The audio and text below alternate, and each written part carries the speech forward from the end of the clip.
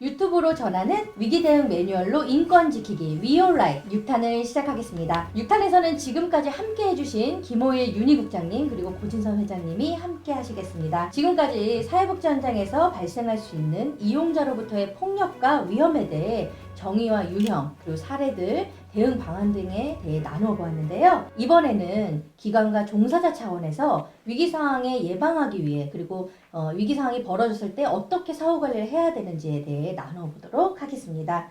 세 분 마지막까지 잘 부탁드리겠습니다. 그럼 이용자로부터의 폭력과 위험 상황 저희가 어떻게 예방해야 될까요? 먼저 기관 차원에서는 어떻게 해야 할까요? 네, 예방 차원에서는 기관의 역할이 좀 더 많이 중요하다라고 보실 수 있는데요. 한 6가지의 꼭지로 얘기 드릴 수 있을 것 같아요. 먼저 위기 대응에 대한 마련, 지침이나 규정을 좀 마련해 하셔야 될 것 같고요. 실질적으로 위기가 발생했을 때 활동할 수 있는 위원회를 설치하신다거나 건의제도 등을 만들어 놓는 종사자의 안전 및 인권 지침 마련이 좀 준비돼야 될 것 같고요. 그리고 이렇게 만들어진 게 실질적으로 적용이 되려면 정기적인 교육을 실시하신다던가 또는 그렇게 만들어진 매뉴얼에 있는 종사자의 권한을 부여하시는 등에 대한 인권 보호를 위한 조직 문화 형성에 좀 더 노력을 하셔야 될 것 같습니다. 그리고 저희가 사회복지 시설의 시설 장비나 구축을 할 때 종사자의 안전성에 대해서 고민하기는 좀 어렵거나 안 됐던 것이 사실이죠. 이럴 때 호신 장비를 구입한다거나 또는 방범 체계에 대한 부분들도 고민하시면서 예방적 차원을 고민하시면 좋을 것 같고요. 또 종사자들이 이용자를 마주할 때 그 이력이라던가 또는 종사자의 개인 정보를 보호할 수 있는 시스템 등을 마련할 수 있는 안전 보장을 위한 정보 관리에 대한 부분도 좀 고민해 보실 필요가 있고요. 그리고 기관 안에서 모든 것들을 다 재원적으로 지원해 주실 수 없기 때문에 외부적으로 유관 기관과의 협약을 통한 협조 체계를 구축할 수 있는 기관 협약에 대해서 고민을 하시면 좋을 것 같고요. 지금 저희가 마주하고 있는 상황이죠. 감염에 대한 부분도 좀 고민을 하셔야 되는데요. 예방접종을 실시한다던가 또는 그 관련된 장비들을 비치할 수 있도록 하는 예방과 감염 예방에 대한 부분도 고민하시면 좋을 것 같습니다. 네, 그리고 예를 들어서 사무공간이나 이용자가 대면할 수 있는 공간들을 좀 구분하는 게 좋을 것 같고요. 특히 이용자가 자주 이용하는 곳은 내부가 잘 보이도록 하는 것도 중요하겠습니다. 그리고 우리가 법정 의무 교육을 받듯이 시설을 이용하는 이용자들도 지켜야 될 수칙들을 공지하고 교육하고 이런 것들에 대한 안내 문구를 좀 붙여놓을 필요가 있을 것 같습니다. 대기실이나 이런 공간들에 좀 비상벨을 설치하는 것도 필요할 것 같고요. 상담실에는 아까 말씀드렸던 비상벨 외에 위기 상황에서 도움을 요청할 때 함께 공유할 수 있는 이런 게시판 같은 것도 기관 내 설치가 좀 필요할 것 같습니다. 그리고 반복되는 이야기지만 프로그램실에는 이렇게 내부가 보일 수 있는 시창이 필요할 수도 있고요. 특히 출입문에 잠금 장치가 없도록 하는 것 이런 것들도 좋을 것 같습니다. 그리고 이제 외부에서 행사를 하게 될 경우에는 철저한 어떤 업무 분장을 통해서 안전을 좀 최우선으로 해야 되겠고요.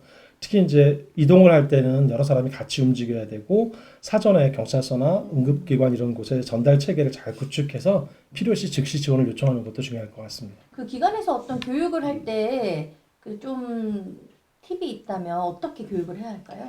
네, 모두가 경험하는 내용이 다르고 책임져야 되는 부분들이 좀 다를 수 있기 때문에 신입 종사자 같은 경우는 들어왔을 때 바로 그 매뉴얼에 대한 공부를 좀 할 수 있도록 해주시면 좋을 것 같고요. 중간 종사자, 그러니까 중간 관리자급은 사후 관리에 대한 부분들에 대해서 좀 더 집중해서 배우실 필요가 있다라고 말씀드릴 수 있을 것 같고요. 시설장님은 외부에서의 자문이라던가 또는 기관 협약을 통해서 진행돼야 되는 것들에 대해서 좀 더 집중적으로 관리하시면서 교육 받으시면 좋을 것 같습니다. 이제 이 외에 시설에 어떤 안전장치나 이런 것들이 필요한데요. 그 전에 이제 혹시라도 위급한 상황이 생겼을 때 백화점처럼 우리만 알 수 있는 암호를 통해서 직원들에게 전달하는 것들이 좀 약속되는 것도 중요하고요. 비상호출벨이나 CCTV 설치 같은 것들이 좀 잘 돼야 될 필요가 있고요. 이런 것들 설치했을 때는 어떠한 이유로 어떻게 녹화가 되고 있다는 걸 좀 고지하는 것도 중요한 것 같습니다. 그 외에 보안 업체를 통해서 출입문 장치라든지 어떤 뭐 프로젝트 창문이나 이런 것들을 잘 설치를 해야 되고요.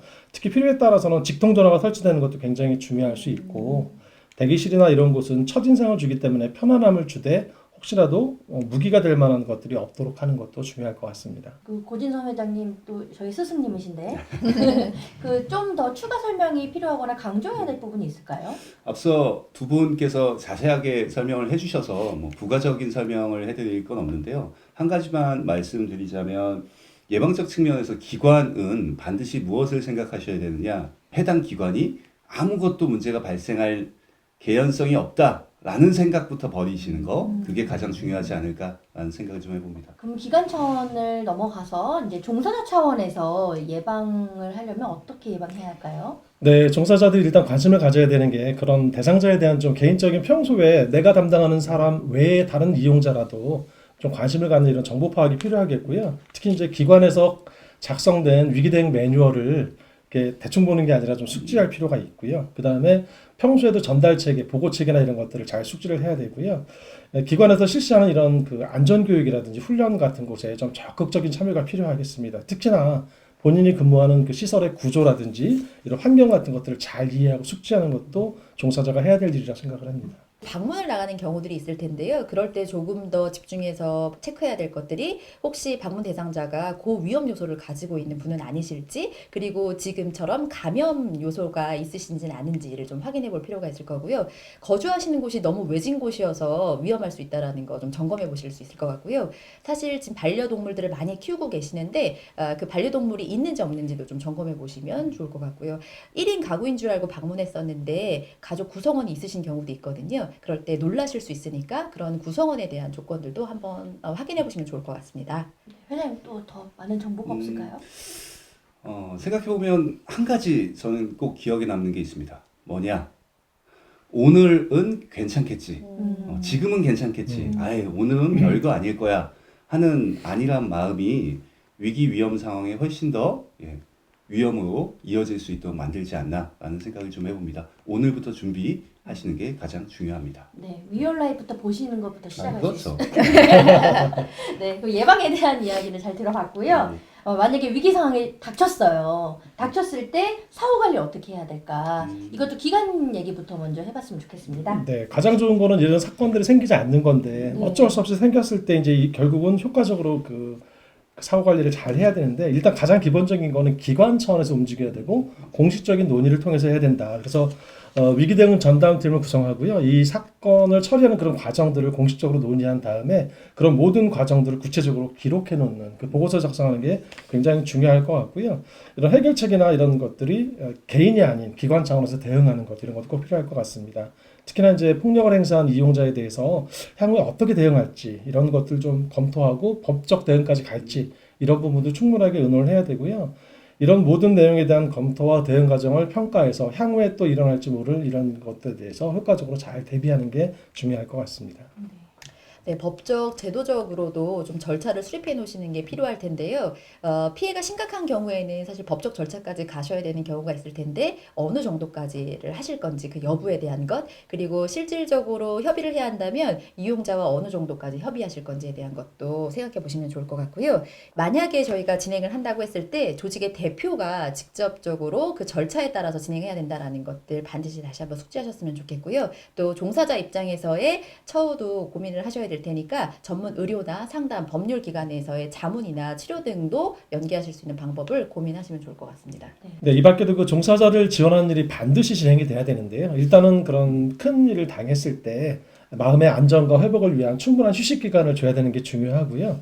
그 다음에 적절하게 업무 교대를 한다든지 또는 부서를 재배치하는 이런 것들도 좀 적극적으로 해야 될 필요가 있을 것 같습니다. 특히나 이런 일로 인해서 기관 안에서 종사자들로부터 고립되는 그런 좀 불행한 일은 없었으면 좋겠다는 생각이 들고요. 경우에 따라서는 심각할 경우에 전문 의료기관이나 또는 상담기관에서 충분하게 치료를 받거나 상담을 받을 수 있도록 지원하는 것도 필요하겠고요.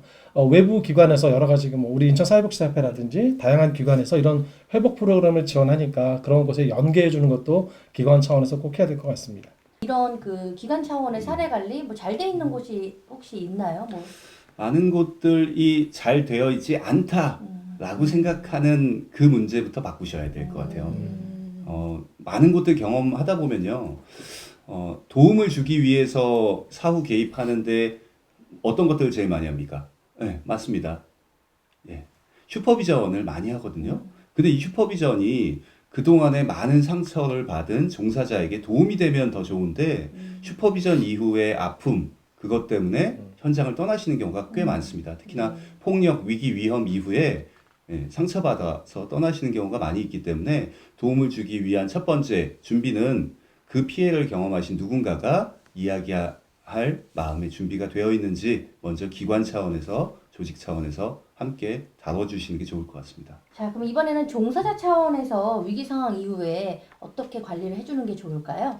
네, 저희가 앞서도 얘기했지만 안전한 환경은 없고 우리가 함께 만들어가자는 게 이 취지에서 시작된 것처럼 종사자 스스로도 나의 안전에 대한 사후 관리를 좀 하실 수 있어야 될 텐데요. 우선 가장 먼저 할 수 있는 건 내가 가지고 있는 소진을 지금 예방하기 위해서 내가 활용할 수 있는 자원, 가족이나 동료에 대한 지지망을 활용하는 방법들을 좀 필요할 것 같고요. 그리고 기관에서 제공해 주시는 상담 또는 지원 프로그램을 적극 활용하시고 그걸 좀 참여하시는데 활동이 좀 필요할 것 같습니다.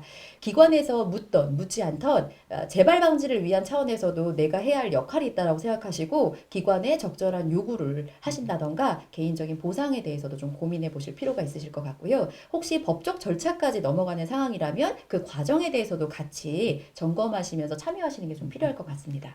네, 우리 지금 인천 사회복지사협회에서 프리패스 사업을 통해서 종사자를 지원하는 일을 하고 있는데요. 크게는 종사자 회복 지원을 위한 심리 상담 지원을 하고 있고요.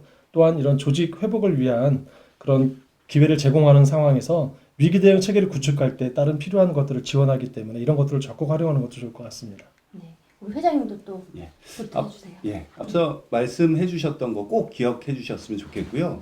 저는 한 가지만 말씀드리겠습니다. 이 현장에서 아픔을 겪고 있는 많은 종사자분들이 언제 가장 힘드냐고 여쭤보면 그 일, 어떠한 상처받은 일 이후에요. 스스로에게 죄책감을 너무나 많이 가지고 계십니다. 네. 스스로에게 너무나 죄책감 가지고 계시지 마시고요. 앞서 말씀해 주신 인천사회복지사협회에 문 두들기시고 도움 요청하시면 좋을 것 같습니다. 네, 잘 알겠습니다. 지금까지 사회복지 현장에서 이용자로 인한 폭력과 위험 상황이 어떻게 발생할 수 있는지, 그런 상황에서 어떻게 예방하고 또 대응하고 관리를 해야 할지에 대해서 6편을 통해서 이제 나눠서 얘기를 해봤습니다. 이런 위기 대응 사업을 진행하면서 느끼지만 우리 현장에 참 아직 과제가 많이 있다라고 느껴집니다. 네, 어떠신가요? 네, 일단은 맞는 말씀이고요. 특히 이제 사회복지 종사자의 인권에 대한 인식이 제고되는 그런 계기가 됐으면 좋겠다는 생각이 듭니다.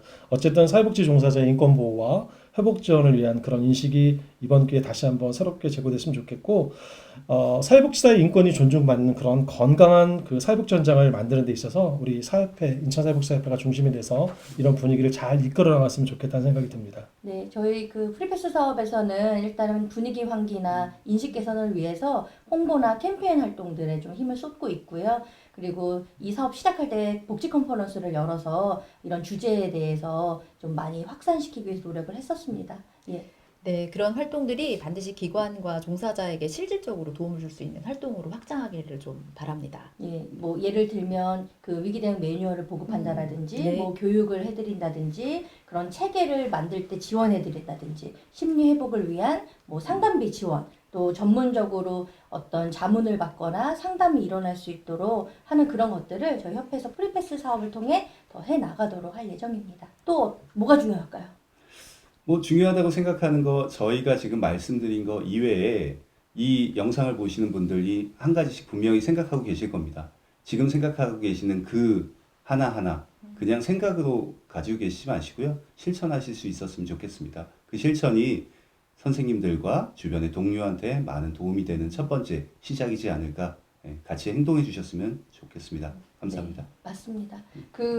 저희가 또 이게 이렇게 프로그램으로만 끝날 것이 아니라 공식적이고 어떤 제도적인 측면에서도 필요할 것 같아요. 그래서 우리 협회에서는 예를 들면 뭐 사회복지 종사자들의 인권을 보호하기 위한 어떤 센터를 마련하는 근거를 뭐 만든다든지 뭐 아니면 어떤 네트워크나 뭐 이런 체계 구축을 더 잘 해놓는다든지 뭐 이런 협력들을 해 나가려고 합니다. 네.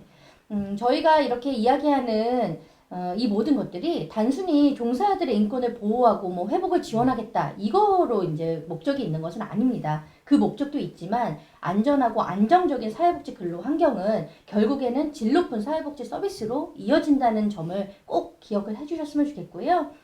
저희가 이제 위올라이트 6편을 통해서 사회복지 현장의 위기에 대해서 얘기를 나눴습니다. 참여해주신 우리 국장님과 회장님 소회가 어떠신지. 네. 네, 그 사회복지 현장의 위기 대응이라는 주제에 먼저 관심을 가졌다는 이유로 이런 영광스러운 자리에 함께 돼서 너무 감사하게 되고요. 저희가 한 것은 사실 주제를 제시하는 거에 불과합니다. 이제 시작은 기관에서 특성에 맞게 이 일에 관심을 가지고 하셔야 될 것 같고요. 어쨌든 이번 일을 계기로 사회복지 종사자의 인권이 다시 한번 생각되어지고 특히 최근 들어서 몇 년 동안 사회복지 현장에서 인천이 좀 불미스러운 사고들이 있었는데 이번 기회를 계기로 우리 사회복지 종사자들 모두가 자존감 회복되는 그런 계기가 되었으면 하는 그런 바람이 있습니다. 네. 네. 윤희 국장님. 네, 종사자의 안전한 환경을 구축하기 위한 노력에 함께 해서 너무 좋았고요. 그리고 그 노력이 헛되이지 않도록 계속적으로 참여하면서 함께 하겠다라는 다짐도 밝히고 싶습니다. 네, 회장님도 한마디. 뭐 작은 도움이지만 인천 사회복지사 협회 그리고 그 동료들에게 도움이 된다라고 하는 거에 기쁨을 어떻게 표현해야 될지 잘 모르겠지만 어쨌든 감사하다는 말씀을 좀 드리고요. 이 영상이 지금 아픔 때문에 힘들고 혼자 계시는 누구한테 말씀 못 하시는 동료들이 보신다면 그분들이 또 적극적으로 인천에 오셔서 말씀 주시고 협회를 통해서 도움 받으셨으면 좋겠다라는 이야기 좀 드리겠습니다. 우리 세 분 함께 해주셔서 너무 감사드리고 수고하셨다는 말씀을 드리고 싶습니다. 건강한 사회복지 현장, 안전하고 안정적인 근로 환경 이렇게 하나씩 만들어가 봤으면 좋겠고요. 그 노력에 인천사회복지사협회 프리패스 사업도 함께 하겠습니다. 현장에 계신 사회복지 종사자 여러분 항상 힘내세요. 저희가 응원하겠습니다. 그럼 이상으로 유튜브로 전하는 위기 대응 매뉴얼로 인권 지키기 We All Right 모두 마치겠습니다. 여러분 안녕.